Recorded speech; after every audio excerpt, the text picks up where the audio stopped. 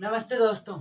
आज हम जो मेवाड़ का इतिहास है उसमें आगे बात करते हैं कि मेवाड़ का इतिहास और किस प्रकार से स्वर्णिम अपना कार्य करता जाता है। इससे पहले हमने क्या पढ़ा, महाराणा प्रताप के बारे में। महाराणा प्रताप के बारे में कि उन्होंने पहले हल्दी घाटी का युद्ध किया। हल्दी घाटी के युद्ध को अनेक नामों से जाना गया, जिसे खमनोर का युद्ध बदायूं ने कहा। इसके अलावा गोगुंदा का युद्ध बदायूं ने कहा। खमनोर का युद्ध अबुल फजल ने कहा। मेवाड़ की धर्मोपल्ली किसने कहा? कर्नल जेम्स टोड ने। इसी के बाद में कुंभलगढ़ का युद्ध पड़ा और कुंभलगढ़ के युद्ध में फिर महाराणा प्रताप के हो जाते हैं पराजय हो जाते हैं। किससे? शाहबाज खां, जो किसका? अकबर का क्या होता है? सेनापति होता है। इसके बाद होता क्या है, एक द्वेर का युद्ध होता है और द्वेर के युद्ध में कौन लड़ने जाता है? अमर सिंह। अमर सिंह द्वेर के युद्ध में लड़ने के लिए कहा, महाराणा प्रताप की ओर से और अकबर की ओर से कौन आता है? उसके अंदर लड़ने के लिए सुल्तान खां आता है। सुल्तान खां को बुरी तरह से परास्त करता है कौन? अकबर के अमर सिंह। और अमर सिंह ने ऐसा भाला चलाया था कि जिससे क्या होता है कि घोड़ा और हम सुल्तान का दोनों को चीरता हुआ भाला जमीन के अंदर ही धस जाता है। इसके बाद में महाराणा प्रताप की क्या मृत्यु हो जाती है 1597 ईस्वी में, जो धनुष होता है उसकी प्रत्यंचा चढ़ाते हुए। इसके बाद में होता क्या है कि अब बात करें अमर सिंह की। महाराणा अमर सिंह, महाराणा अमर सिंह पिता इसके हो गए कौन? महाराणा प्रताप। पिता कौन हुए इसके? महाराणा प्रताप। और माता हो गई कौन? अजब दे। इसकी क्या हो गई? माता हो गई।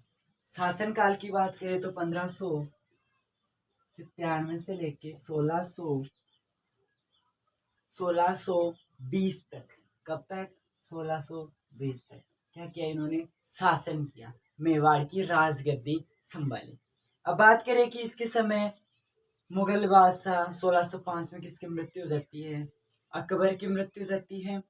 और अकबर की मृत्यु के बाद मुगल बादशाह जहांगीर क्या बन जाते हैं? राजा बनते हो, अगले मुगल सम्राट बन जाते हैं। अब मुगल सम्राट बन गए तो क्या हुआ? शासन करना शुरू कर दिया। तो जहांगीर के वे पुत्र हुआ खुर्रम।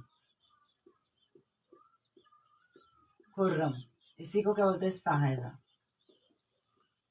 तो शाहजहां ने बुलाया सभी सेनापतियों को, चाहे वो मानसिंह हो, चाहे शाहबाज खां हो, जीता हो चाहे हारा हो, उन सबको बुला के पूछता है कि यार आप मेवाड़ में युद्ध करने जाते हो, वहां की कमजोरी क्या है? कि महाराज वहां की कोई कमजोरी नहीं है, फिर भी जीतते नहीं है, हार जाके आ रहे हम। तो उन्होंने कहा कि महाराज पहुंचने ही नहीं देते, कहाँ तक? राजा तक। तो वहां की जो जनता है वही हमें क्या है? युद्ध में हरा देती है। उनमें देशभक्ति की भावना थी, जागृत हुई थी। जब कब? जब राणा सांगा 1528-27 के अंदर खानवा के युद्ध में क्या हो जाते हैं? पराजित होते हैं। तब से लेके महाराणा प्रताप तक क्या कर रहे हो? शासन को बागडोर संभाल रखे हैं कौन? जनता।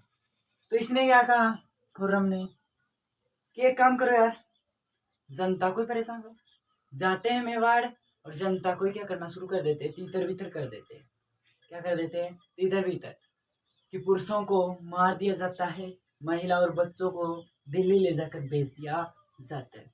तो अमर सिंह के कहते हैं कि पुत्र थे। अमर सिंह के पुत्र कौन? कर्ण सिंह, युवराज। तो यहाँ की जनता कर्ण सिंह से बात करती है कि महाराज अब हमारी रक्षा करो, अब हम मुगलों के आक्रमण को नहीं सह सकते, हमारी क्या करो? अभी रक्षा करो। रक्षा करना राजा का सर्वधर्म होता है कि जनता की क्या की जाए?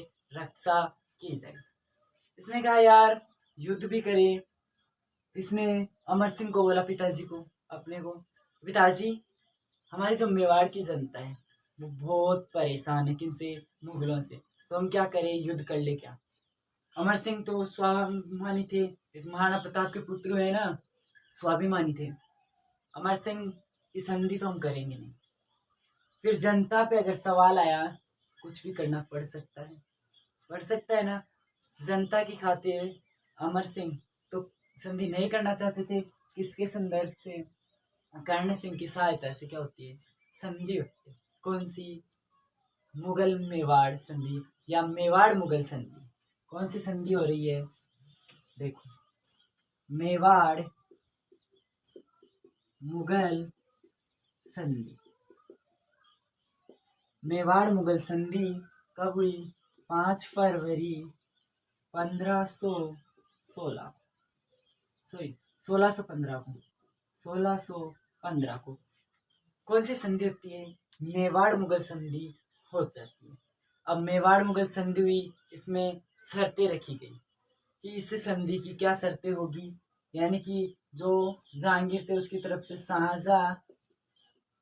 शाहजहां और मुगलों की मेवाड़ की तरफ से कौन है? कर्ण सिंह।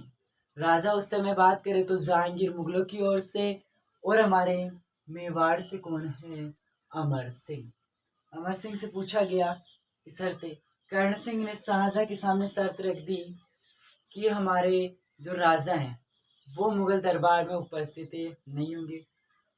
तो शाहजहां ने कहा कि यार एक बात बताओ, पूरे देश के अंदर ऐसा नियम है कि अधीनता स्वीकार कर ली, संधि हो गई, तो मुगलों की सेवा में राजा जाएगा? राजा नहीं। इसने कहा एक मिनट रुक, मैं पिताजी से पूछ के बताता हूँ। इसने समाचार भिजवा दिया कहाँ? जहांगीर के पास। जहांगीर ने कहा ठीक है यार, इतना वर्ष हो गए, मेवाड़ के जो वीर योद्धा है वो लड़ते आ रहे हैं हमसे, किसी भी प्रकार हम संधि तो करें। मान गया कि मुगलों के दरबार में कौन नहीं जाएगा? राजा नहीं जाएगा। पहली शर्त कौन सी की? राजा मुगलों के दरबार में नहीं जाएगा। क्लियर चीज, यानी कि किंग मुगलों के दरबार में प्रवेश नहीं करेगा। दूसरी बात रखी गई कि युवराज क्या है? मुगलों के दरबार में उपस्थित होगा। कौन? युवराज। तो इस समय युवराज हुए कौन? कर्ण सिंह। कौन थे? युवराज थे कर्ण सिंह। क्लियर चीज, कर्ण सिंह युवराज थे। इसके अलावा शाही सेना, इनके पास क्या? 1000 सैनिक या अश्वरोही, 1000 अश्वरोही के साथ रहेंगे। कौन? कर्ण सिंह। इसके अलावा मुख्य बात अगली, चित्तौड़गढ़ दुर्ग दे दिया। चित्तौड़गढ़ दुर्ग किनको सौंप दिया? जो हमारे मेवाड़ के शासक थे अमर सिंह, उनको चित्तौड़गढ़ दुर्ग दे दिया। और मुगलों ने शर्त रखी कि इसकी मरम्मत नहीं कराओगे, यानी कि पुनर्निर्माण नहीं करवाओगे। ये मुख्य क्या थी? 4 शर्तें। किसकी? मेवाड़ मुगल संधि की। इसके अलावा एक और बात करें तो वैवाहिक संबंध, ठीक है, संबंध नहीं होंगे कि मेवाड़ के जो भी राजपूत वंश होगा उसमें वैवाहिक संबंध स्थापित नहीं होंगे। क्लियर? ये चीजें 4 चीजें सामने आई। पहली बात करें कि जो राजा है वो मुगलों दरबार में उपस्थित नहीं होगा। दूसरी बात करें कि युवराज कहाँ जाएगा? मुगल दरबार में जाएगा। इसके अलावा उसके पास 1000 अश्वरोही सैनिक होंगे। इसके अलावा वैवाहिक संबंध स्थापित नहीं करेगा मेवाड़। और लास्ट बात, चित्तौड़गढ़ दुर्ग किसको दे दिया? मेवाड़ वालों को वापस दे दिया, यानी कि महाराणा अमर सिंह को वापस दे दिया। अमर सिंह को वापस मिल गया। और क्या कह दिया कि आप इसकी मरम्मत नहीं कराओगे, पुनः निर्माण नहीं करवाओगे। किस दुर्ग का? चित्तौड़गढ़ दुर्ग का। तो यहाँ से मुगलों की अधीनता स्वीकार करने वाला